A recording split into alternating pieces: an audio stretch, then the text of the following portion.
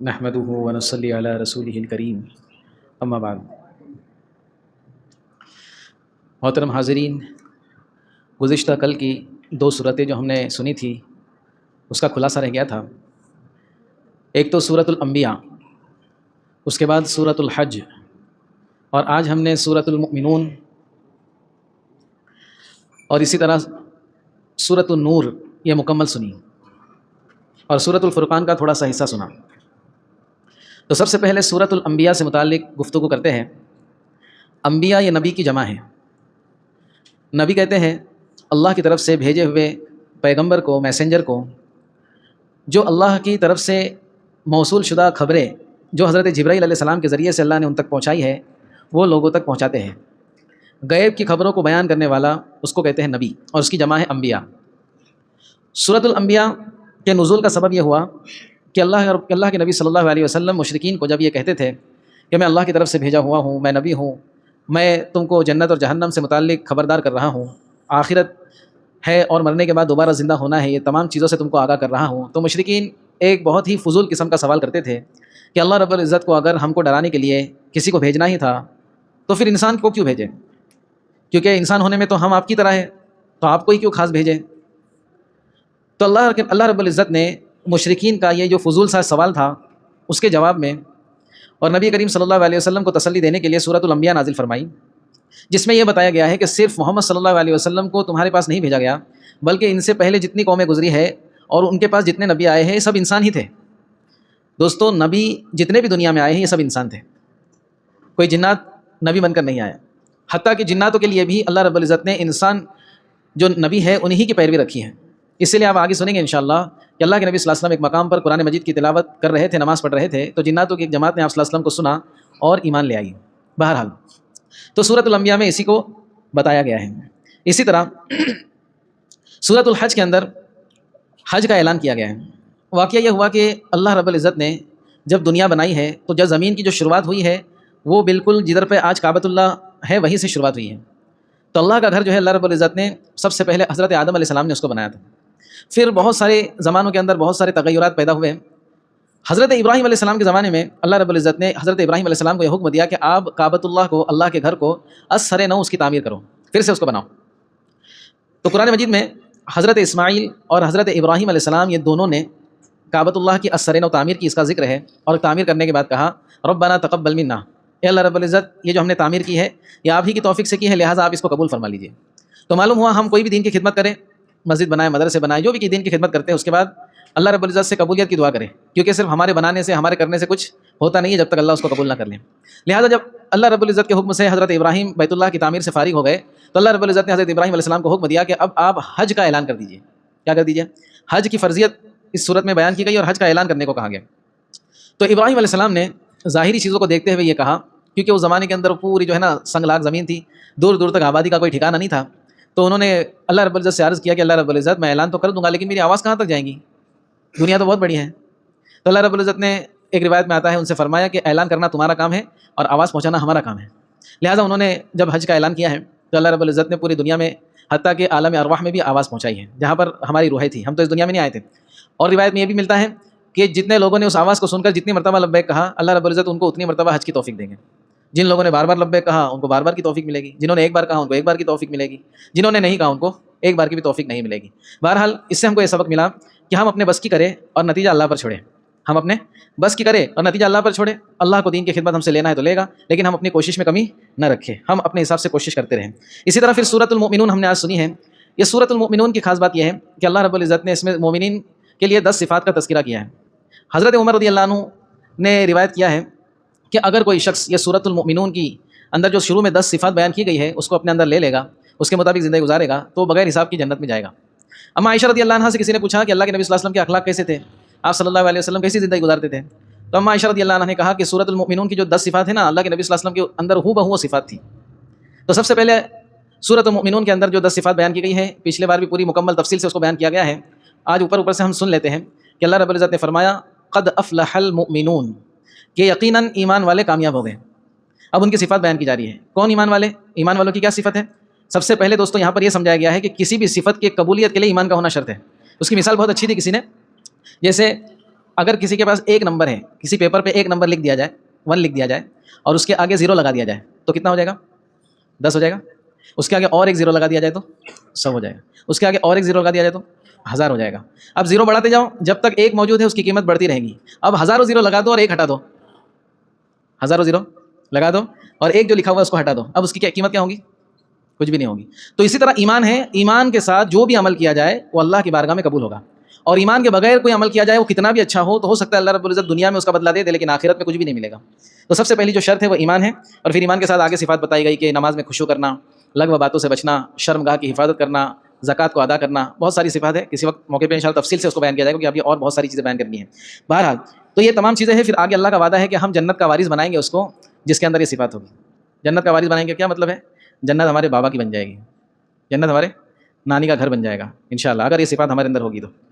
اسی طرح دوستو اللہ رب العزت نے صفت اس صورت کے اندر ایک اور چیز کی ترغیب دی ہے کہ پاک مال کھاؤ اور نیک اعمال کرو، حلال چیزیں کھاؤ اور نیک اعمال کرو. مفسرین نے لکھا ہے کہ ہمارے نیک اعمال کو ہماری روزی روٹی سے بہت، اس کا روزی روٹی کا اس میں بہت دخل ہے. اگر ہماری روزی اچھی ہے، حلال ہے، پاکیزہ ہے، محنت کی ہے تو ہمارے اعمال اچھے ہوں گے، ہمارے اعمال اچھے ہوں گے، ہماری اولاد اچھی ہوں گی، ہمارے گھر کا ماحول اچھا بنے گا. اور اگر ہماری روزی روٹی صحیح نہیں ہے، اگر ہماری روزی روٹی میں شبہ ہے اور حرام کا شائبہ ہے دوستو، تو ہمارے اعمال بھی خود بخود اس روزی روٹی کے حساب سے ہوں گے. اس لیے نبیوں کو بھی اس کا حکم دیا گیا اور مومنین کو بھی اس کا حکم دیا گیا ہے کہ حلال چیزیں کھاؤ اور اچھے اعمال کرو. دونوں کو جو ہے نا بہت زیادہ آپس میں تعلق ہے. اسی طرح اللہ رب العزت نے صورت میں ایک چیز یہ بتائی کہ ایمان والے جو ہوتے ہیں نا یہ مال خرچ کر کے ڈرتے ہیں. کیا کرتے ہیں؟ اللہ نے جو ان کو دیا وہ خرچ بھی کرتے ہیں اور ڈرتے بھی ہیں.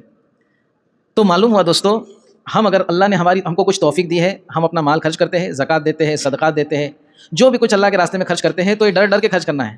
ڈرنے کا مطلب یہ ہے کہ کہیں ہمارے اندر دکھاوا نہ آ جائے، کہیں ہمارے اندر کوئی ایسا غلط طریقے سے ہم مال خرچ کرنے والے نہ بن جائے جس کی وجہ سے ہم مال بھی خرچ کریں اور مال بھی ضائع ہو جائے. تو خوب اللہ رب العزت سے کوئی بھی عمل کے بعد اس کی قبولیت کو مانگنا ضروری ہے، جیسے حضرت ابراہیم علیہ السلام نے کعبۃ اللہ کی تعمیر کے بعد کی تھی. اسی طرح آخر میں اس صورت کے اندر بتایا گیا ہے کہ افحسبتم انما خلقناکم عبثا وانکم الینا لا ترجعون. اللہ رب العزت ہماری پیدائش سے متعلق ہم کو جھنجھوڑ رہے ہیں کہ کیا تم یہ گمان کرتے ہو، کیا تمہاری یہ سوچ ہے کہ اللہ رب العزت نے تم کو عبث پیدا کیا ہے؟ عبث کا مطلب ہے بیکار، فضول، ایسی ٹائم پاس کرنے کے لیے.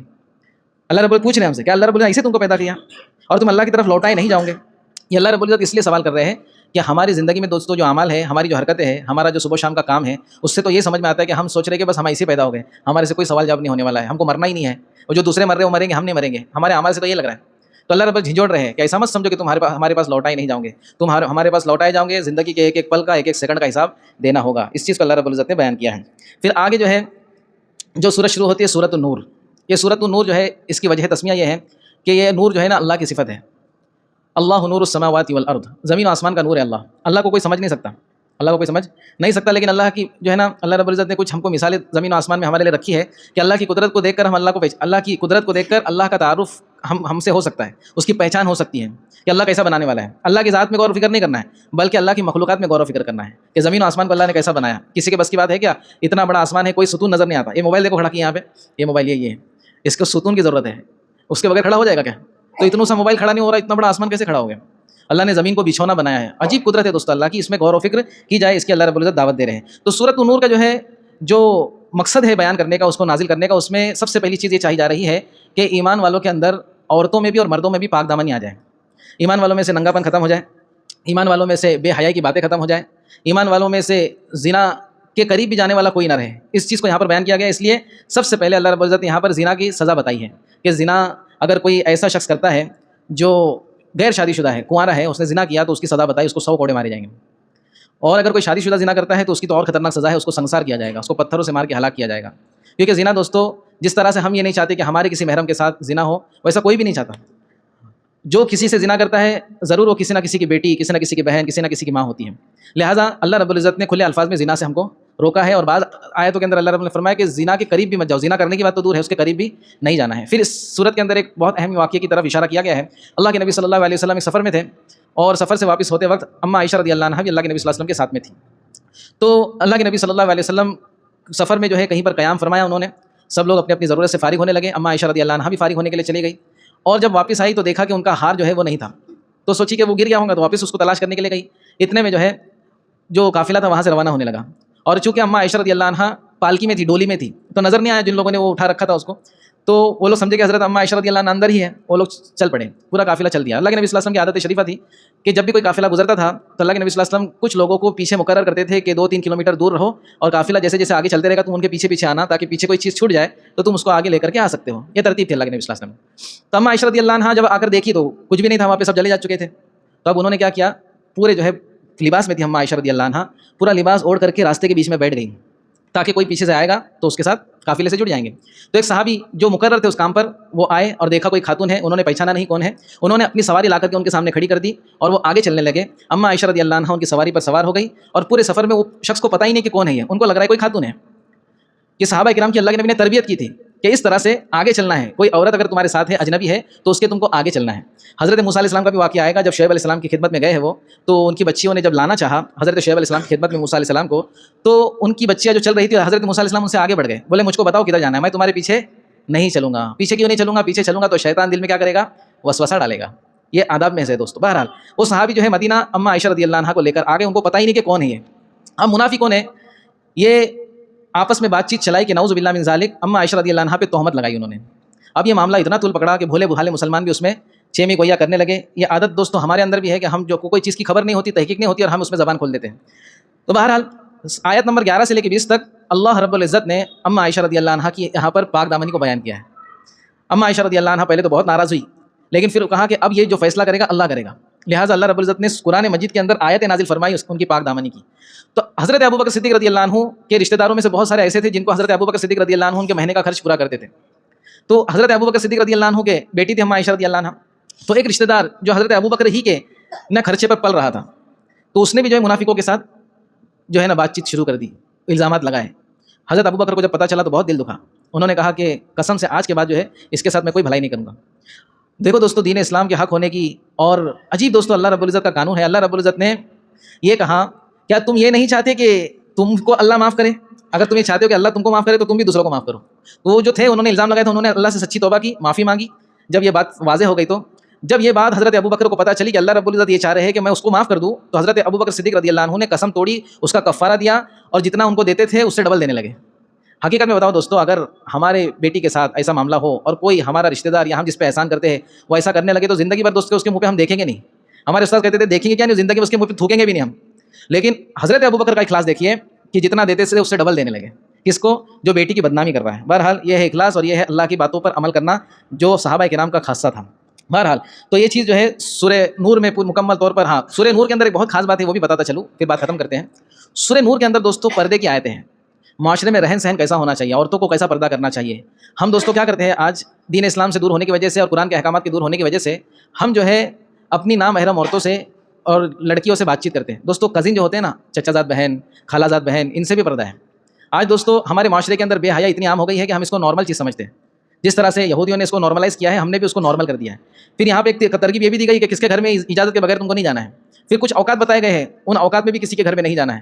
اتنی تفصیل کے ساتھ پردے سے متعلق یہاں پر احکامات بیان کیے گئے ہیں کہ اگر اس پر ایمان والا عمل کر لے تو ایمان والوں کا معاشرہ بالکل پاکیزہ ہو جائے گا، زنا دور دور تک نظر نہیں آئے گا، اور جو ہے ہمارے عورتوں کے اندر اور ہمارے مردوں کے اندر بھی حیا آنا ضروری ہے۔ یہاں پر صرف عورتوں کو حکم نہیں دیا گیا کہ نظروں کی حفاظت کرو، مردوں کو بھی حکم دیا گیا ہے۔ تو مرد اور عورت دونوں کی حفاظت سے یہ ہمارا معاشرہ پاکیزہ بن سکتا ہے۔ اگر ان میں سے دونوں میں سے کوئی ایک بھی کمی کر لے، ہے نا، تو وہ جیسے مثال کے طور پر آج جو ہے ایسا چلن چل پڑا ہے کہ کزن کی تو چھوڑ دو، ہمارے بہت سارے لوگوں کی منہ بولی بہن ہے، فیس بک والی بہن، انسٹاگرام والی بہن۔ ہاں تو یہ بہن کچھ ہوتا نہیں ہے، نامحرم ہے۔ اس سے بات چیت کرنا اور اس سے کوئی ایسا معاملہ کرنا جو اللہ نے منع کیا، یہ حرام ہے۔ سمجھ لے بات، یہ کوئی منہ بولی بہن والا کانسیپٹ اسلام میں نہیں ہے، وہ تو بس دھکوسلے ہے لوگوں کو زنا میں مبتلا کرنے کے لیے۔ بہرحال اس چیز کا اللہ رب نے یہاں پہ بیان کیا گیا ہے۔ اب سورہ نور جو ہے مکمل ہوئی، اس کے آگے کی سورہ فرقان انشاءاللہ کل ہوگی مکمل، تو اس کی گفتگو کل کریں گے۔ اللہ رب العزت ہم سب کو عمل کی توفیق عطا فرمائے۔ سبحان